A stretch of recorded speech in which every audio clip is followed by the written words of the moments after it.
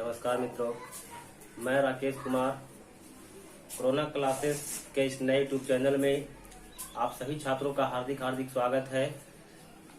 आज मैं आप लोगों के बीच बिहार बोर्ड 10वीं कक्षा का जीव विज्ञान विषय लेकर के आया हूं, जिसमें हम लोग पहला चैप्टर जैव प्रक्रम पढ़ रहे थे और जैव प्रक्रम के अंतर्गत कई प्रकार के प्रश्नों का डिस्कशन हम लोग पिछले वीडियो में कर चुके हैं, जैसे प्रकाश संश्लेषण क्या है, पोषण क्या है, जैव प्रक्रम क्या है, पोषण के प्रकार, स्वकोशी और परकोशी में अंतर, अर्थात विभिन्न प्रकार के बिंदुओं की व्याख्या पिछले वीडियो में किया जा चुका है।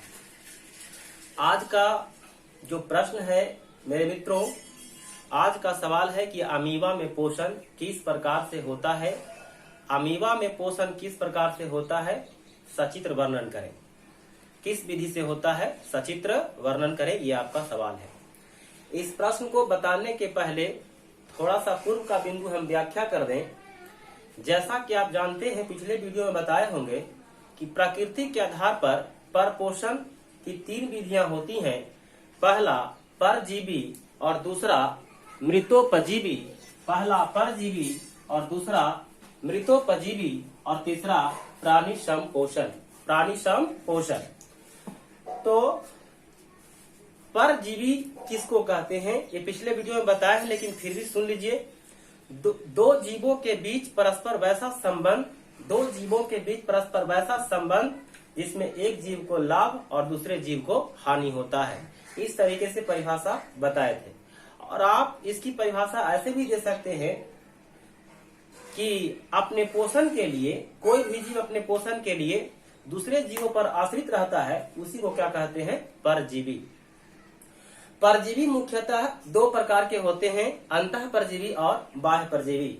अंतः परजीवी, परजीवी का वह रूप, परजीवी का वह रूप जिसमें कोई भी जीव अपना पोषण किसी जीव शरीर के अंदर से प्राप्त करता है। अंतः का मतलब अंदर।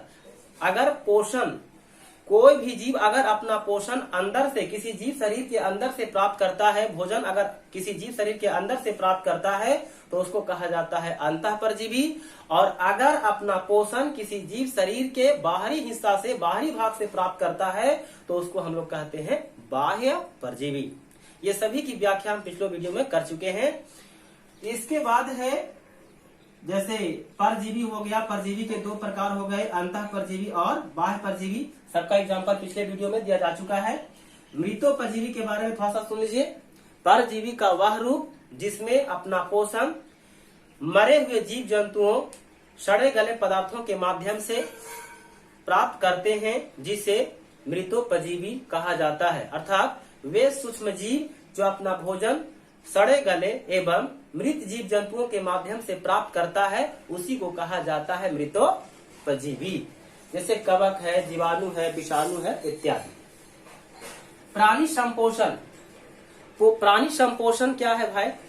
तो पोषण की वह विधि जिसमें जीव जंतु पोषण के रूप में तरल या, तरल का मतलब होता है द्रव, तरल या ठोस के रूप में पोषण या भोजन को ग्रहण करता है, उसी को कहा जाता है प्राणी संपोषण। ठीक है। प्राणी संपोषण जो होता है 2 प्रकार के जीवों में होता है। एक होता है एक कोशिकीय जीव और दूसरा होता है बहुकोशिकीय जीव। ऑब्जेक्टिव में सवाल पूछ सकता है। एक कोशिकीय जीव में आपके बुक में चर्चा किया है अमीबा और पैरामीशियम। अमीबा और पैरामीशियम। अमीबा क्वेश्चन पूछेगा, अमीबा प्राणी है, एक कोशिकीय प्राणी है। पैरामीशियम प्राणी है, एक कोशिकीय प्राणी है, जबकि हाइड्रा बहुकोशिकीय है। याद रखिएगा, अमीबा एक कोशिकीय प्राणी है जिसका कोई निश्चित आकार नहीं होता है, इसका कोई निश्चित आकार नहीं होता है, जबकि पैरामीशियम का आकार जो होता है चप्पल के आकार का होता है। कैसा होता है? चप्पल के आकार का। और यह भी एक कोशिकीय प्राणी है। फिर है बहुकोशिकीय। बहुकोशिकीय प्राणी में जैसे मानव है, पक्षी है, जानवर है, स्तनधारी है, ये सभी बहुकोशिकीय प्राणी का एग्जाम्पल हो गया। अब आपका जो सवाल है, सवाल पर आते हैं, हम लोग चर्चा करते हैं यार। मुख्यतः आज का सवाल काफी इंपॉर्टेंट है, बहुत ही महत्वपूर्ण सवाल है। अमीबा अपना पोषण किस विधि से करता है, वर्णन करें, यह आपका सवाल है। या अमीबा में पोषण किस प्रकार से होता है सचित्र वर्णन करें। तो सबसे पहले अमीबा की अगर बात करें तो अमीबा का जो थोड़ा सा आकार जो होता है उसकी बात कर ले। अमीबा कैसा होता है? तो अमीबा जो होता है इसका कोई निश्चित आकार नहीं होता है। जिस प्रकार से आपको इच्छा होगा आप उसे चित्र पा सकते हैं जैसे इच्छा हो। तो सबसे पहला कि अमीबा ऑब्जेक्टिव पूछेगा। अमीबा प्राणी है, एक कोशिकीय प्राणी है। अमीबा सर्वाहारी जंतु है। अमीबा क्या है? सर्वाहारी जंतु, याद रखेंगे इसको भी। और अमीबा का कोई निश्चित आकार नहीं होता है। जैसे मान लिया जाए जैसे इच्छा हो कलम जिस तरीके से चल जाए ये अमीबा है। क्या है? अमीबा है। तो मुख्यतः अमीबा का कोई निश्चित आकार नहीं होता है, अर्थात इसका कोई रूप कह सकते हैं कि कोई आकार इसका निश्चित नहीं होता है। अच्छा, तो अमीबा एक कोशिकीय प्राणी होता है जिसका कोई निश्चित आकार नहीं होता। यह अपना भोजन प्राणी संपोषण विधि के आधार पर करता है और यह भोजन के रूप में शैवाल, कवक, जीवाणु, डायटम को ग्रहण करता है। तो सबसे पहले आप जैसे 2 से 3 लाइन में आप लोग क्या लिखिएगा कि अमीबा में पोषण किस विधि से होता है। तो ऊपर थोड़ा सा पृष्ठभूमि थोड़ा बना लीजिएगा, 2-4 लाइन लिख लीजिएगा कि अमीबा एक कोशिकीय प्राणी होता है जिसका कोई निश्चित आकार नहीं होता है। यह प्राणी संपोषण या प्राणी संभोजी पोषण के आधार पर भोजन को ग्रहण करता है। किसके माध्यम से? कूटपाद के माध्यम से।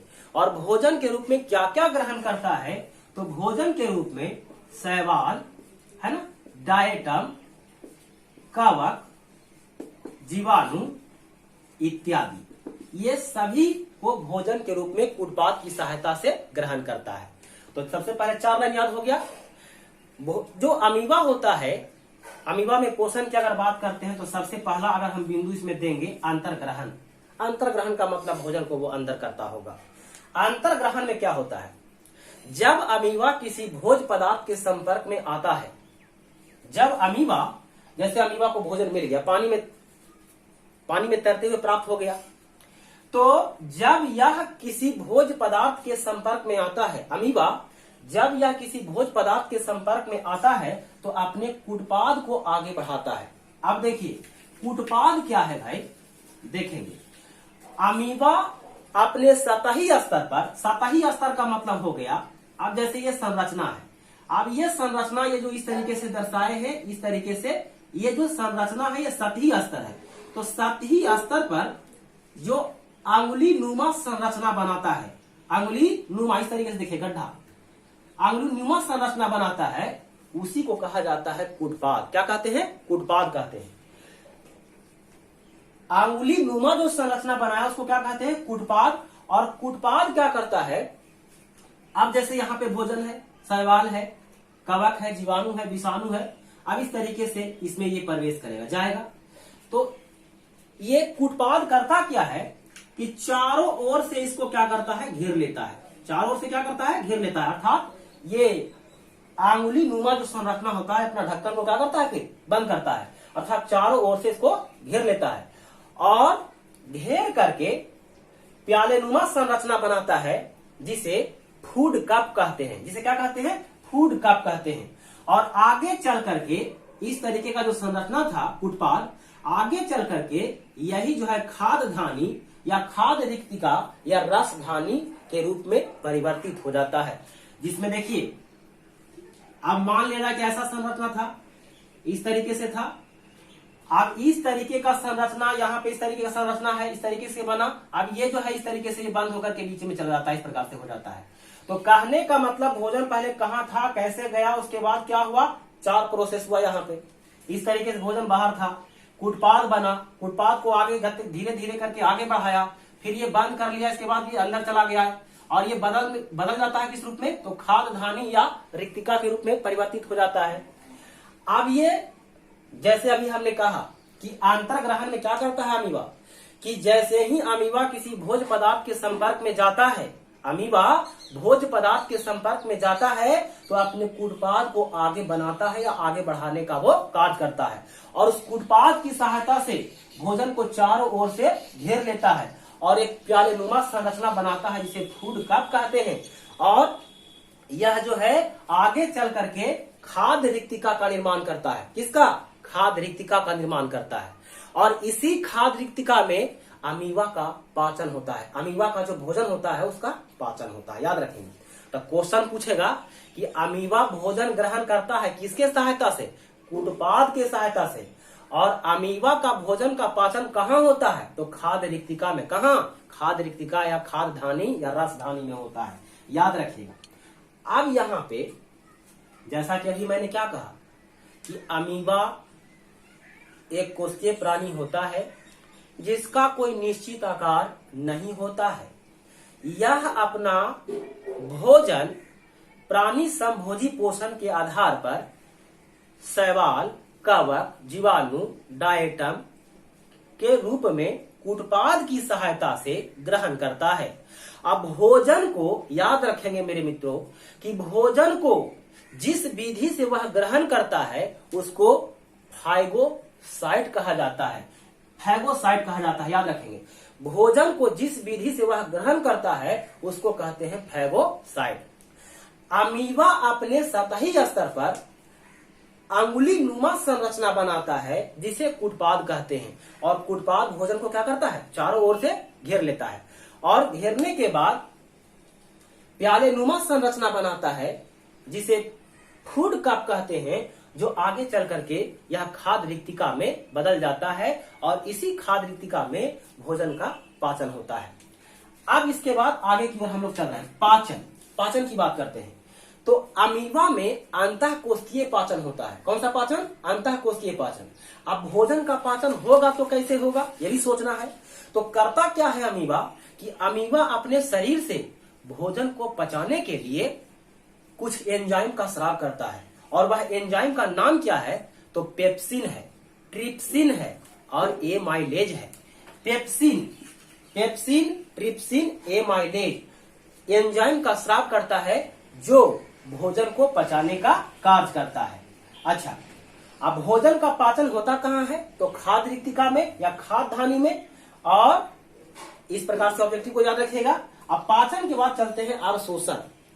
तब पचा हुआ जो भोजन होता है वह कोशिका के अंदर जीव द्रव्य में बदल जाता है। पचा हुआ भोजन, अमीबा में जो पचा हुआ भोजन है वह कोशिका के अंदर जीव द्रव्य में बदल जाता है और ऊर्जा के